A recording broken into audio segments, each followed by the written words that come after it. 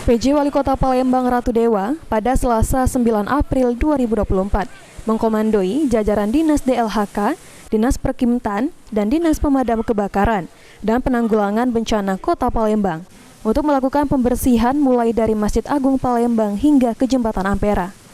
Dalam kesempatan tersebut, PJ Wali Kota Palembang Ratu Dewa mengatakan kegiatan pembersihan ini dilakukan guna memastikan kondisi lingkungan Masjid Agung Palembang nyaman bagi para jemaah yang akan melakukan sholat Id Idul Fitri 1445 Hijriah, yang biasanya memadati hingga ke bagian Jembatan Ampera.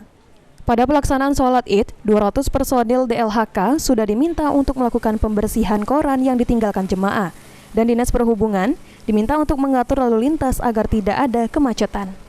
Penyemprotan karena kita tahu persis biasanya jamaah membludak sampai ke atas Ampera, maka kiri kanan termasuk di sini, khusus di tengah nanti saya minta malam diadakan penyemprotan. Sedangkan di kiri kanan pada siang hari ini, termasuk biar lebih indah, lebih cantik, air mancur saya suruh Dinas Lingkungan Hidup untuk disikat biar bersih.